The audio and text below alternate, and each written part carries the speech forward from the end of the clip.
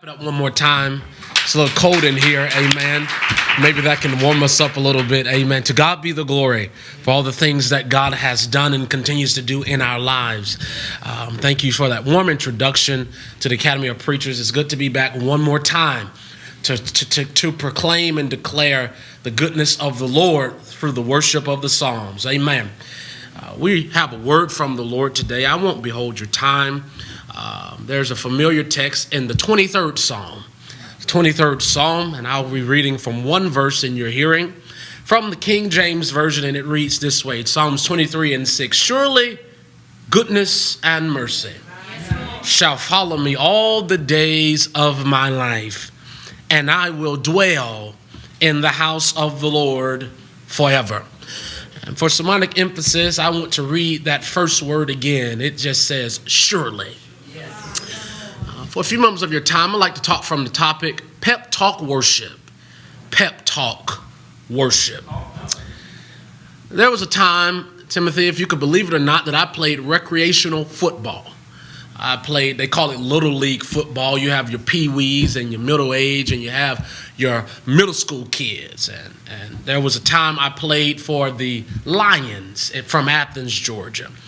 And my uncle was the head coach, and because he was the head coach, I thought that he would give me and my cousins some slacks, but it seemed as though he was harder on us than anybody else.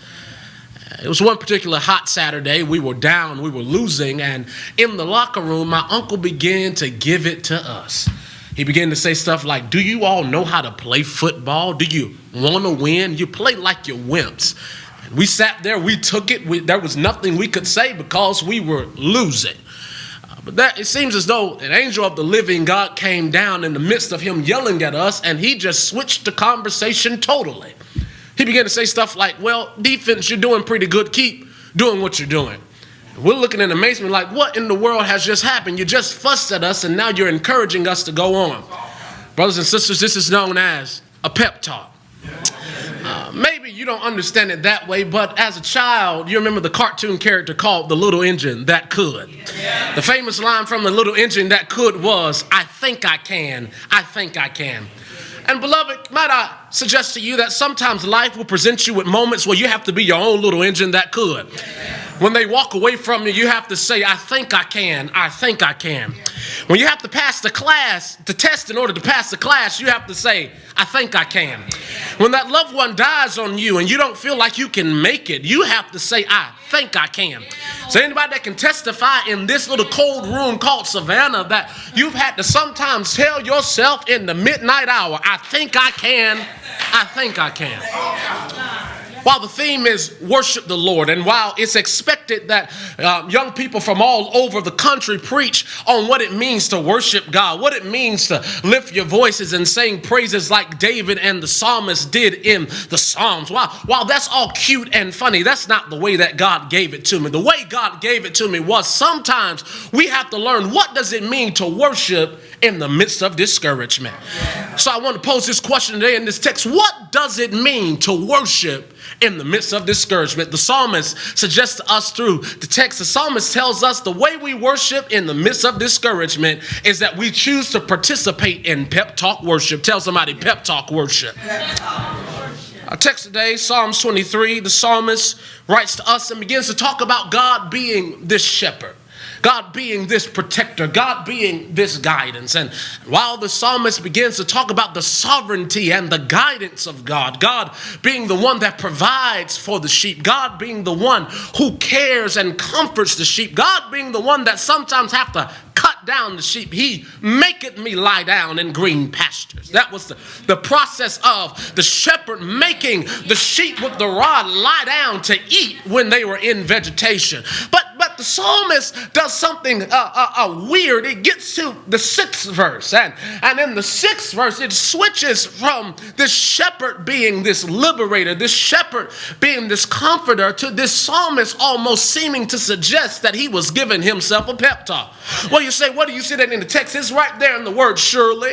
The word surely suggests to us, surely can mean only, indefinitely, it's bound to happen. Well, why would the psalmist declare surely in the the midst of the text, because you must understand that sometimes, although you know about the historicity of God, although you know that God can be your shepherd, sometimes you find yourself in the verse 6 when you got to declare to yourself, surely I will make it out of this. Surely everything will be all right. Surely God will show up for me. Surely God will comfort me and keep me. Sometimes you find yourself in the midst of a verse 6 where you got to declare, surely. And so the psalmist says, surely. But I like how the Common English Bible puts it, Timothy. The Common English Bible starts off by saying yes. And I said, well, Lord, why does this intrigue me so much? It's because the psalmist declares something prophetically. If you're going to participate in pep talk worship, you must first be willing to respond.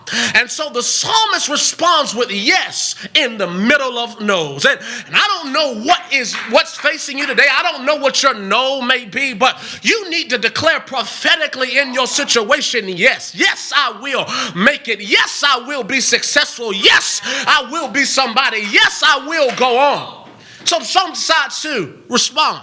Not only does the psalmist respond, but the psalmist recognizes. And the truth of the matter is that you respond based on what you recognize. So if you recognize that there is no hope, then you respond with no hope. But because the psalmist recognized what this text says, the text says, surely goodness and mercy shall follow me. The psalmist recognized that God was this type of a chasing type of God. You say, well, what do you see that in the text? The text says, surely goodness and mercy shall follow me.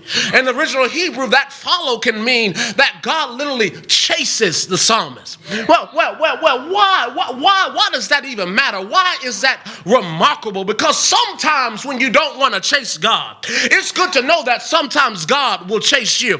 And the pep talk worship is this: when I don't want to worship, when I don't want to preach, when I don't want to sing, when I don't want to text you back, when I don't want to talk to you, I'm so glad that even in the midst of my sorrow, God will chase me. I was in a dark room all by myself on September the 7th at 7:57 a.m. And I didn't want to preach. I didn't want to talk. My Godfather had just left me. But you want to know why? Hey, glory, that I'm still preaching. It's because God decided to let me know that I'm chasing you, boy. Yeah. Come on, man. So the psalmist recognizes that God will chase you. Is there anybody who can testify that God will chase you? Not only does the psalmist respond, and not only does the psalmist recognize, but the psalmist does one last thing. The psalmist returns. Somebody say returns. What do you see that, preacher? It says, and I will live. As the Common English Bible says, I will live in the house of the Lord as long as I live. Well, what do you mean return? Because that phrase, I will live, the first I will live literally means that I will return. Well, why are you saying I will return? What does that mean? Because sometimes life can present you with moments where you want to just leave the place of worship. And so the psalmist, I can testify, I can relate with the psalmist, because if you look at our climate of our politics, and if you look at church climate, sometimes it makes you not want to be in the house of the Lord. And I can relate with the psalmist when we have evangelicals who are supporting a president by the name of Donald J. Trump. I can relate with the psalmist by saying that I will return because I haven't been at the house of worship.